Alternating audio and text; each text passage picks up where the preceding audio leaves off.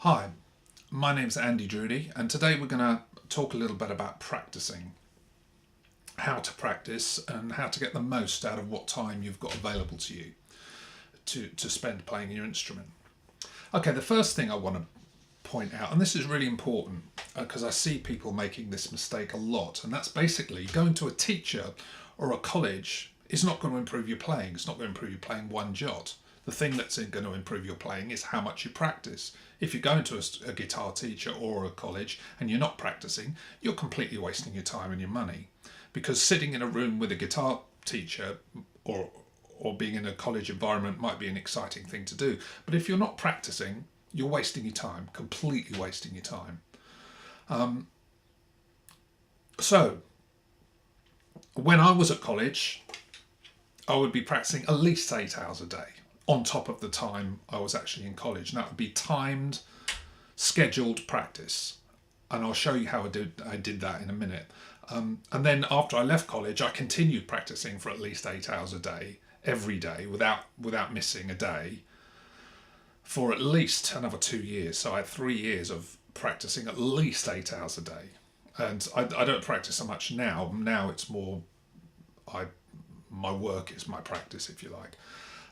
So anyway, so here we go. This is how I think you should practice. This is a method that was taught to me when I was at music school. I went to college and it worked for me brilliantly. It worked perfectly for me, and I try and tell this to my students, and I pass this on as much as possible.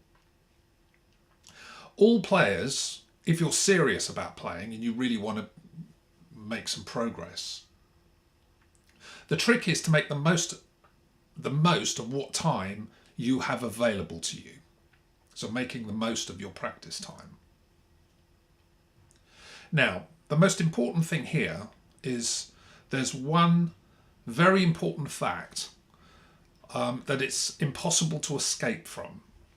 And that fact is this, is that the human brain can only concentrate on something for about between 10 and 15 minutes.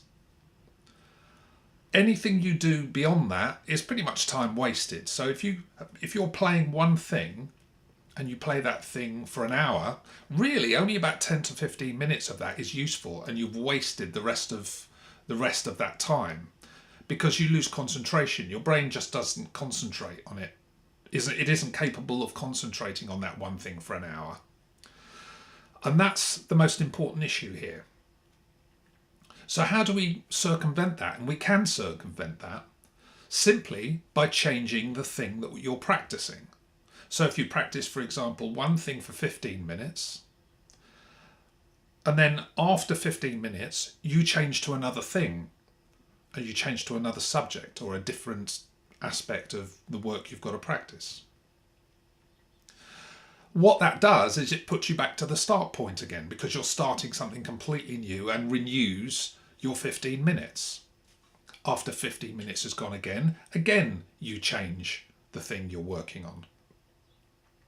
Okay, so that's how you remain focused on the stuff you've got to practice, and you get maximum use of your time. Well, how do you achieve that? Well, the first thing to do, and this is really important, is you've got to write it down.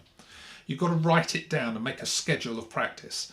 Now, what I've done is I've made a PDF document, which I put down underneath this video. There's a link to it and you can download that. And on this PDF document, what I've done is I've made the assumption that I'm starting practicing at 8 o'clock in the morning. And I've divided my time up into 20-minute slots. I found that for me, 20 minutes was a good chunk of time. Okay, so I subdivided all my time over a morning between 8 o'clock and 1 o'clock into 20-minute slots. So what I'd do is I'd start at 8 o'clock, do one thing for 20 minutes, then I'd stop, change to another thing, do that for 20 minutes, stop, another thing for 20 minutes, so 3 blocks of 20 minutes. And then after the third block, I'd take a 10-minute break. I put the guitar down, a 15-minute break. Put the guitar down, make a cup of tea, just take a walk outside, do something else. And then 15 minutes later, you start again. I had a timer, like one of those little kitchen timers, wind up things. So you stick to it rigidly. You have to stick to it rigidly, and you must not break the routine, because if you start breaking it, then you kind of lose it really. You've got to stick to it religiously. You can see on here what I've done. I've written it all down. Now there is an advantage to this, is that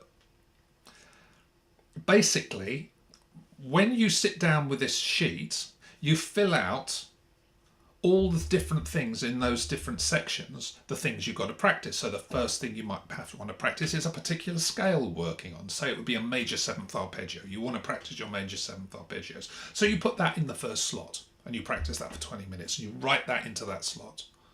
Then the next slot, then you change. So you change to something very different. So it wouldn't be another scale. It would be something like ear training. Say for the next 20 minutes you want to practice ear training. So you write that into that slot. You actually write it down.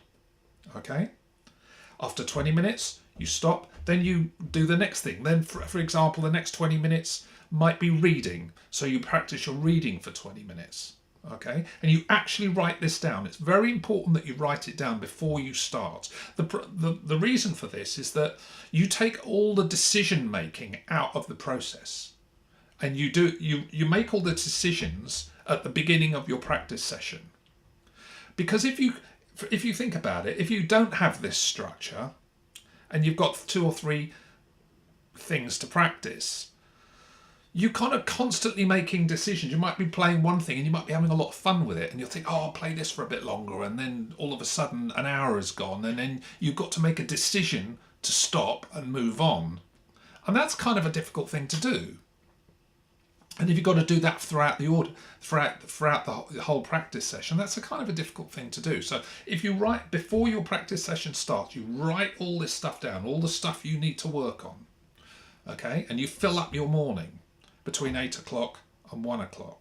And then you get a few really good, solid hours of practice. And then at 1 o'clock, you'd maybe take an hour off and go and do something. And then you can do the same thing in the afternoon. I used to do this about blocks of 3 hours. I used to do 3 of those a day. Now you won't see a huge amount of practice, you won't see a huge amount of advancement in the short term doing this.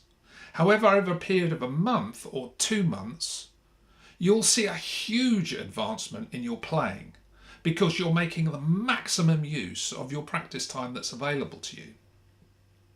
Okay, now this method actually really worked for me, and I made huge amounts of practice. I made mistakes. I didn't always necessarily practice the right things. For example, I'm a big advocate of ear training. I should have done a lot more ear training. So I wish when I was back in the day when I was at college, I'd filled up a lot more of those slots with ear training. That was a mistake I made. Since I think I've made that up, and my ears are a lot better. But overall, I made very, very rapid progress in a short space of time, because I made the maximum use of my time, okay, using this method. So I hope that's been useful. I would highly recommend this. I recommend this to all my students. So try it, see what you think, and put a comment in the bottom, please. Let me know how you're getting on. Okay, see you soon.